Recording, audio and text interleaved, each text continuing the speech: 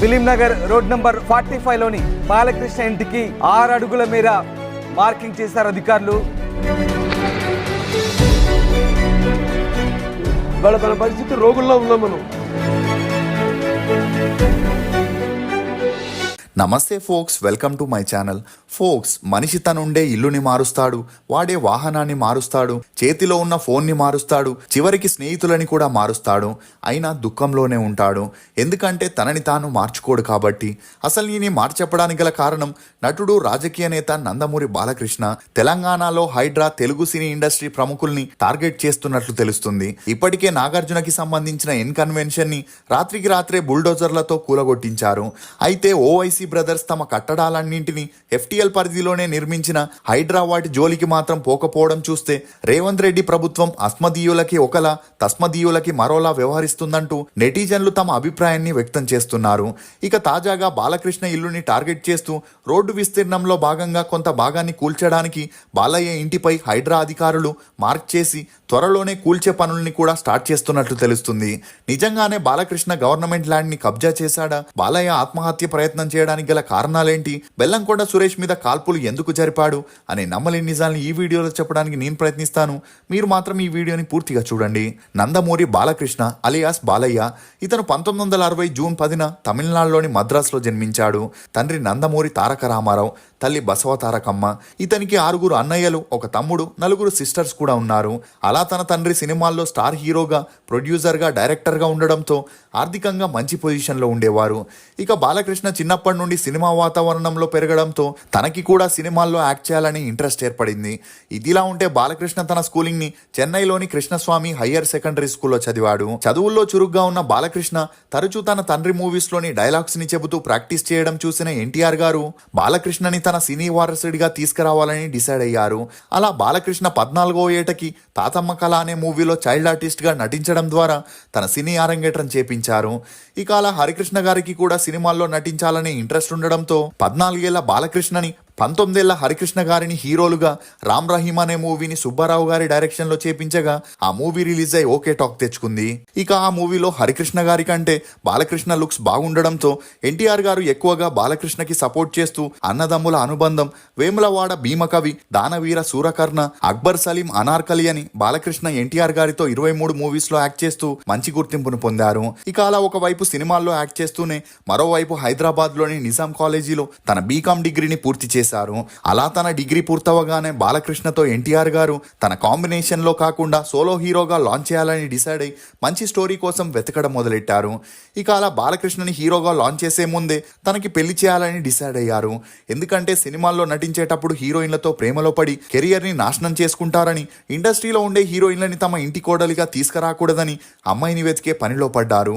అదే సమయంలో ఎన్టీఆర్ గారు రాజకీయాల్లోకి రావాలని డిసైడ్ అయి మీడియా సపోర్ట్ కోసం రామోజీరావు గారిని కలవగా మాటామాటల్లో బాలకృష్ణ పెళ్లి గురించి చెప్పడంతో కాకినాడకి చెందిన సూర్యారావు గారు SRMT లాజిస్టిక్ కంపెనీని రన్ చేస్తూ కన్స్ట్రక్షన్ ఫీల్డ్ లో కూడా సక్సెస్ఫుల్ గా ఉన్నారని, అతనికి వసుంధరాదేవి అనే అమ్మాయి ఉందని, ఆమె తనకి కూడా కూతురు లాంటిదని, మీరు ఒప్పుకుంటే సంబంధం మాట్లాడుకుందామని రామోజీరావు గారు చెప్పడంతో అన్ని విధాలుగా ఎన్టీఆర్ గారికి సరితూగే సంబంధం కావడంతో వారు కూడా ఒప్పుకోవడం జరిగింది.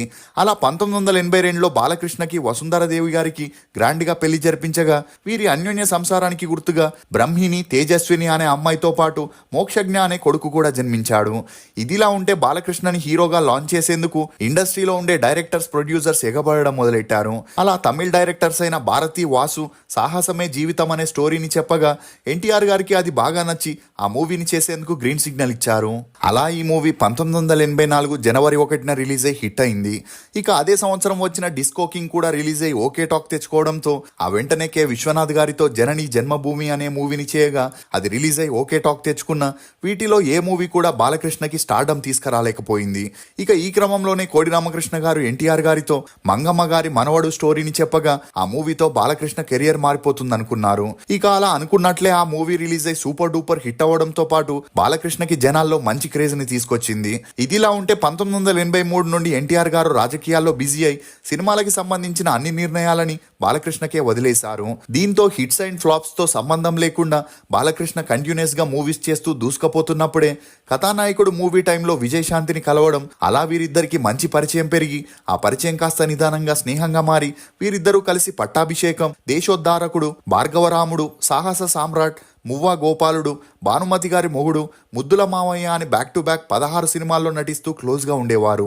దీంతో వీరిద్దరూ సీరియస్ రిలేషన్ లో ఉన్నారని, త్వరలోనే పెళ్లి చేసుకోబోతున్నారనే వార్తలు అన్ని చోట్ల హల్చలవడంతో అప్పటికే సీఎం గా ఉన్న ఎన్టీఆర్ గారికి ఈ విషయం తెలిసి వారిద్దరి వల్ల కుటుంబం పరువుతో పాటు తన రాజకీయాలకి కూడా దెబ్బ పడుతుందని బాలకృష్ణకి విజయశాంతికి గట్టిగా వార్నింగ్ ఇవ్వడంతో అప్పటి నుండి బాలకృష్ణ విజయశాంతితో మూవీస్ చేయడం ఆపేశాడు. కానీ 9 సంవత్సరాల రిలేషన్ లో ఉన్న బాలకృష్ణ విజయశాంతిని అవాయిడ్ చేయడంతో ఆమె తట్టుకోలేక నందమూరి ఫ్యామిలీకి దగ్గర బంధువు అయిన శ్రీనివాస్ ప్రసాద్ ని సీక్రెట్ గా పెళ్లి చేసుకోవడంతో వీరిద్దరి రిలేషన్ కి అక్కడికే ఫుల్ స్టాప్ పడింది.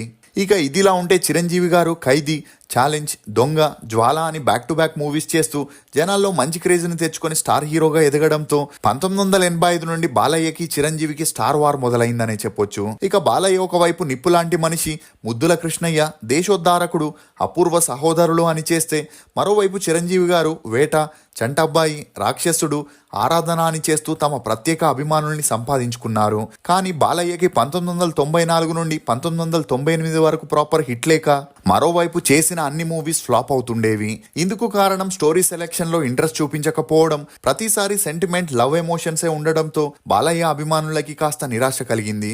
ఇక అలా ఎప్పుడైతే సమరసింహారెడ్డి అనే మూవీని బి గోపాల్ గారి డైరెక్షన్ లో చేశారో అప్పటి వరకు నిరాశ చెందిన అభిమానులు సమరసింహారెడ్డి మూవీ రిలీజ్ అయి బ్లాక్ బస్టర్ హిట్ అవ్వడంతో మళ్ళీ తమ హవాని కొనసాగించారు. ఇక ఇదే ఫార్ములా ఫాలో అయిన బాలయ్య ఆ తర్వాత నరసింహనాయుడు, సీమసింహం, చెన్నకేశవరెడ్డి, పల్నాటి బ్రహ్మనాయుడు, లక్ష్మీ నరసింహ అనే మూవీస్ ని చేయగా అందులో కొన్ని హిట్ అయి మరికొన్ని యావరేజ్ గా ఆడాయి. ఇక అలా 2004 నుండి 2009 వరకు బాలయ్య నటించిన 8 సినిమాల్లో ఒక్క సినిమా కూడా హిట్ కాకపోవడంతో తన సినిమా గ్రాఫ్ పూర్తిగా పడిపోయింది. దీంతో బాలయ్య సినిమాలకి ఫుల్ స్టాప్ పెడతాడని అందరూ అనుకున్నారు. కానీ ఆ తర్వాత బోయపాటి శ్రీను డైరెక్షన్ లో సింహం అనే మూవీ చేయడంతో ఆ మూవీ రిలీజ్ అయి బ్లాక్ బస్టర్ హిట్ అవ్వడం, మళ్ళీ బాలయ్య ఫామ్ లోకి వచ్చాడని అందరూ అనుకున్నారు. ఇక అలా 2010లో వచ్చిన సింహం మూవీ తర్వాత 2012 వరకు 5 సినిమాలు చేసిన అవి డిజాస్టర్ గా మారాయి. దీంతో మళ్ళీ బోయపాటితో లెజెండ్ మూవీని చేయడం, ఆ మూవీ 2014లో రిలీజ్ అయి బ్లాక్ బస్టర్ హిట్ అవ్వడంతో మళ్ళీ బాలయ్యకి హైప్ పెంచింది. కానీ ఆ తర్వాత వచ్చిన లయన్, డిక్టేటర్, గౌతమిపుత్ర శాతకర్ణి, ఎన్టీఆర్ కథానాయకుడు, మహానాయకుడు, రూలర్ లాంటి మూవీస్ అన్ని అనుకున్నంత స్థాయిలో బాలయ్యకి విజయాన్ని ఇవ్వలేదు. దీంతో మళ్ళీ బోయపాటితో కలిసి 2021లో అఖండ మూవీని చేసి బాక్సాఫీస్ కలెక్షన్ ని కొల్లగొట్టారు. ఇదిలా ఉంటే అప్పటికే 2 మూవీస్ ని ప్రొడ్యూస్ చేసిన బెల్లంకొండ సురేష్ కి బాలయ్య చెన్నకేశవరెడ్డి మూవీ కోసం డేట్స్ నివ్వగా ఆ మూవీ రిలీజ్ అయ్యి హిట్ అవ్వడంతో వెంటనే లక్ష్మీ నరసింహ మూవీని ప్లాన్ చేశారు. ఇక అలా అప్పటి వరకు అంతా బాగానే సాగింది.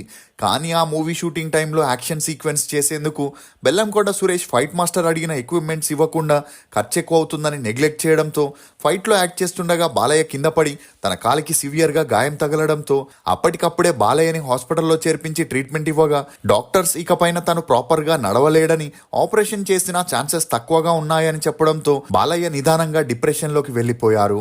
ఇక అలా హాస్పిటల్ నుండి వచ్చిన తర్వాత బాలయ్య తను ఇకపైన నడవలేడని, తన కెరియర్ అయిపోయిందనే విషయాన్ని జీర్ణించుకోలేకపోయారు. దీంతో తనని తాను గాయపరుచుకుంటూ ఆత్మహత్యకి పాల్పడ్డాడని, సరైన సమయానికి హాస్పిటల్లో చేర్పించడం వల్ల ప్రాణాపాయాలతో బ్రతికి బయటపడ్డాడని తన బావే ఒక ఇంటర్వ్యూలో చెప్పుకొచ్చారు.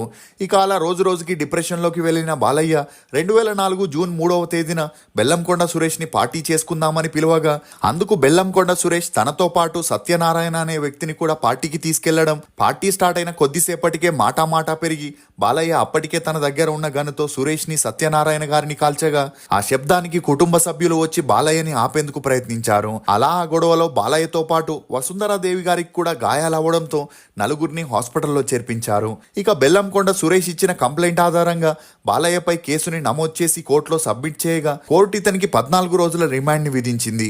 కానీ బాలయ్య తనకున్న పలుకుబడితో జైలుకి వెళ్లకుండా తనని తాను సంరక్షించుకున్నాడు. అలా ఆ తర్వాత కొంతమంది రాజకీయవేత్తలు పంచాయతీ పెట్టి బాలయ్యకి, బెల్లంకొండ సురేష్ కి కాంప్రమైజ్ చేయడంతో ఆ కేసుని విత్డ్రా చేసుకోవడం వల్ల ఆ గొడవకి అక్కడికే ఫుల్ స్టాప్ పడింది.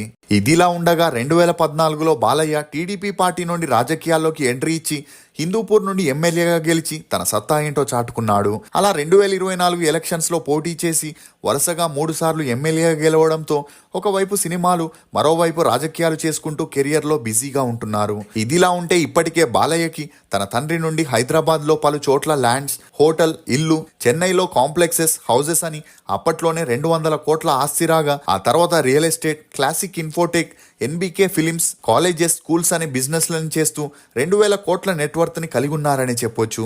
ఇక వసుంధరాదేవి గారికి తన తండ్రి నుండి వచ్చిన ఆస్తి కూడా 1000 కోట్లకి పైనే ఉండడంతో మొత్తంగా కలిపి బాలయ్య 3000 కోట్ల నెట్వర్త్ ని కలిగి ఉండడం గమనార్హం. ఇక అలా బాలయ్య ఉంటున్న జూబ్లీ హిల్స్ హౌస్ 75 కోట్ల వర్త్ ఉండడం, ఆ ఇంటి కాంపౌండ్ వాల్ గవర్నమెంట్ కి చెందిన ల్యాండ్ లో కట్టడంతో ఇప్పుడు హైడ్రా రోడ్డు విస్తీర్ణం చేసే క్రమంలో బాలయ్య ఇంటి కాంపౌండ్ నుండి 6 అడుగుల వరకు కూల్చబోతున్నట్లు తెలుస్తుంది.